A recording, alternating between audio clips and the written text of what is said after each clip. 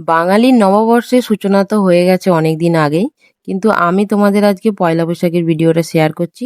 তো সেই দিনকে কি কি করলাম। তো সেদিনকে পয়লা বৈশাখের দিন আমি শাড়ি পরেছিলাম। তো পুজো দিয়েছিলাম যেহেতু, তো শাড়ি পরেছিলাম। তো খুবই কমই আমি বাড়িতে শাড়ি পরি। তো সেদিনকে এই লাল কালার শাড়িটা পরে নিয়েছি। তো পরে যেহেতু বিকালবেলা ঘুরতে যাওয়া ভেবেছিলাম, বরকে বলেছিলাম যেহেতু পয়লা বৈশাখ তো একটু ঘুরতে নিয়ে যেও।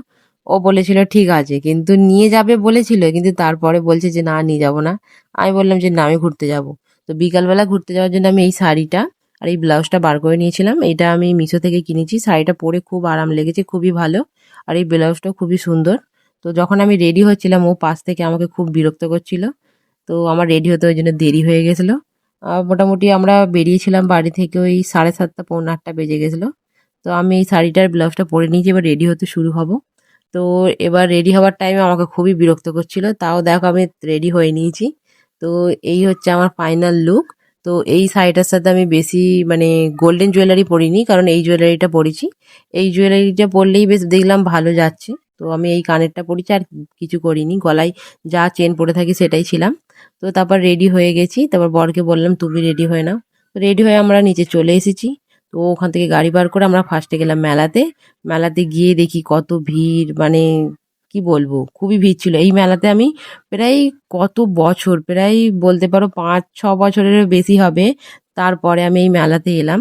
এর আগে আমি কোনোদিন মানে মেলাটাই আসিনি। বিয়ের আগেও এসেছি, তাও ছোটবেলায়। বড় হওয়ার পর থেকে এই মেলাতে আমি খুব কম গেছি। এই বিয়ের পরে বরকে নিয়ে প্রথম গেলাম। আর গিয়ে দেখি সবাই চড়ক গাছে উঠেছে। তো তারপরে এখানে মেলাতে কি কি বিক্রি হচ্ছিল সেগুলো দেখলাম, আর চলে গেলাম আমার ফেভারিট জায়গায়, মানে ঘুগনি খেতে। তো ওখান থেকে আমরা নিয়ে নিয়েছিলাম ঘুগনি।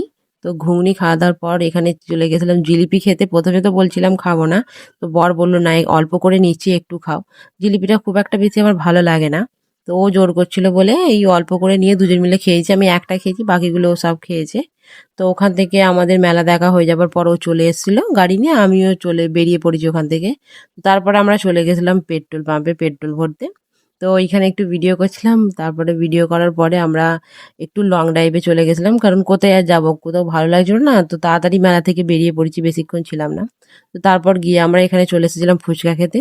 ফুচকা খাওয়ার পর ওখানে আমরা পকোড়া আরও কিছু খেয়েছিলাম। তো সেই ভিডিওগুলো কিছু করা হয়নি।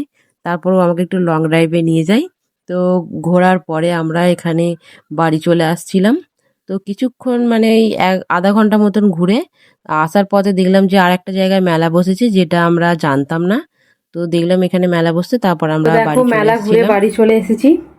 মেলাতে গেছিলাম তো খুব একটা বেশি ঘুরিনি, একটু আধটু ঘুরে ওখান থেকে তারপরে চলে গেছিলাম একটু লং ড্রাইভে বরের সাথে।